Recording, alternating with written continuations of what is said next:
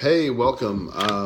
My name is Jason Lindstrom, and I'm here to discuss the idea of the new left in the historical movement for our histography class.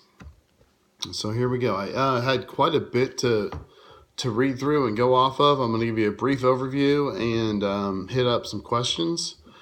So basically, what is the new left or the radical histography, radical historians? It's considered this movement that begins roughly late 50s, right around 1960, and lasts through the 70s into 1980.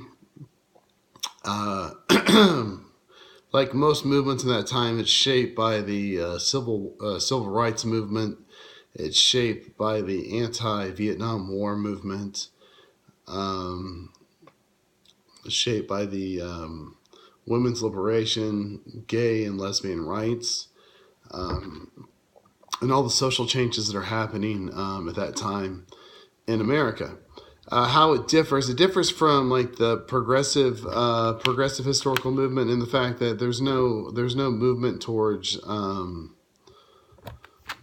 there's no movement towards progress, I guess. The new left is going to try to re-examine history as in ways to give voices to the oppressed or to groups that have been ignored by historians in history in the past. One of the calling cards that the literature talks about is that it's a bottom-up movement. So we're going to we're going to try to tell history from the people on the bottom and shed light on their stories. Let's see. Let's just go to the secondary sources to begin with.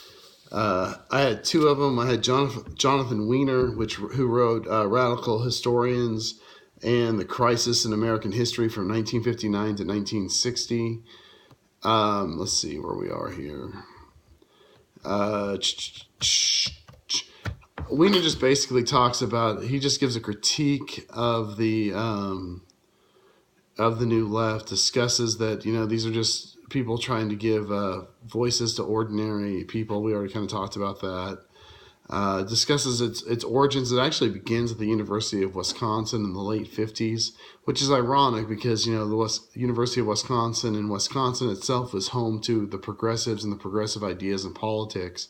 And so you have this movement that begins there that's going to look to overshadow or at least tear down some of the things that the progressives aimed at doing. I think Weiner does a really nice job of just giving a nice overview of the movement.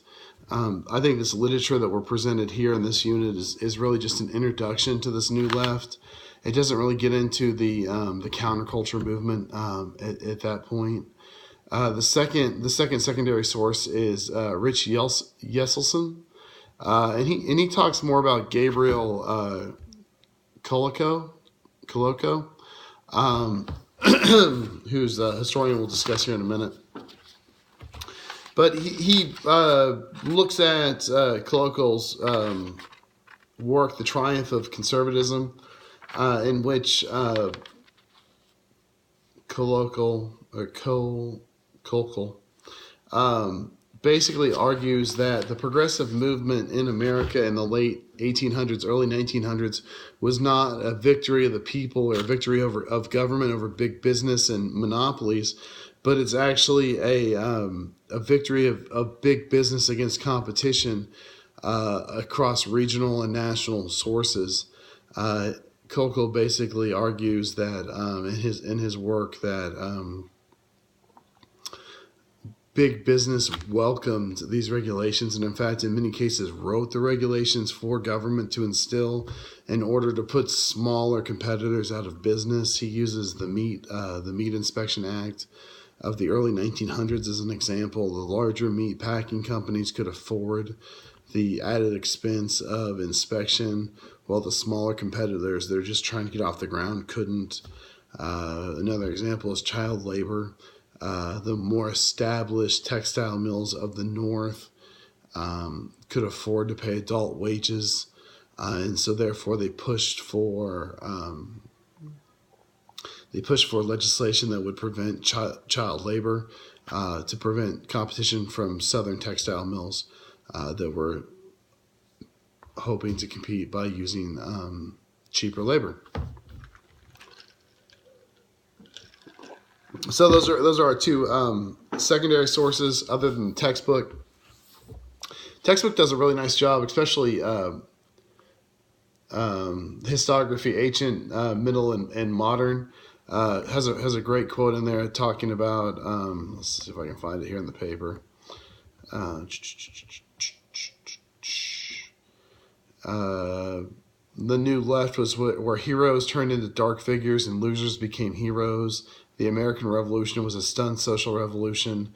The Constitution has emerged as a basic law. The pioneers appeared to be looters and killers, and the Civil War failed to bring about new society. Reconstruction was a noble failure.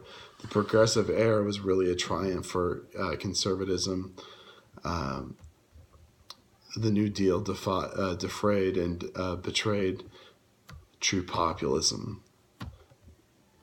And the two world wars were adventures promoted by economic interests. So, I mean, it really kind of just takes the history that we know and turns it on its head. Looking at the primary sources, the first one we had was John Higham. And basically, Higham is, I would say, from my understanding, Higham would be like a pre-revolutionary or a pre-New Left historian. He dabbles a little bit in this idea of social justice, but he's not necessarily all in. Now, I could be totally wrong on that, but that's just my 15, 20 minutes of research I threw down on, looked up and on today. Higham basically argues in this paper that America is not this consensus. It's not this one group of people moving forward along this line towards prosperity or towards progress. And he says that, hey, the reason that historians are presenting this is because that's what academia wants to present to the public. And that we really need to pay more attention to social justice or to the groups that are not represented in traditional histories. And Higham starts this process of really kind of picking at the weaknesses of the progressive movements.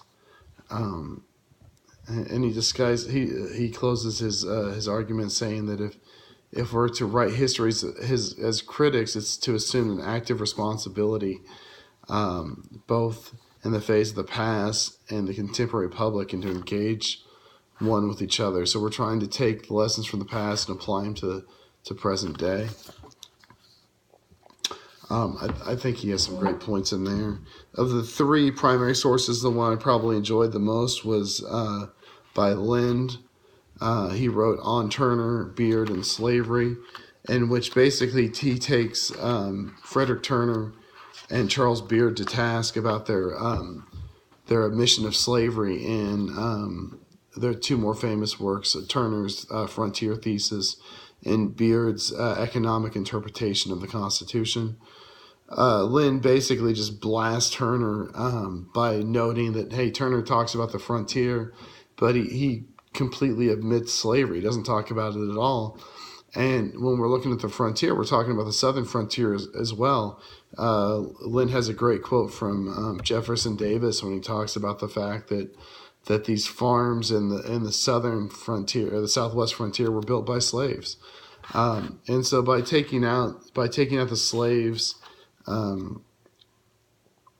Turner just totally rewrites history to, again, put the white male, landowning male in the center of everything, even if that's not necessarily the case.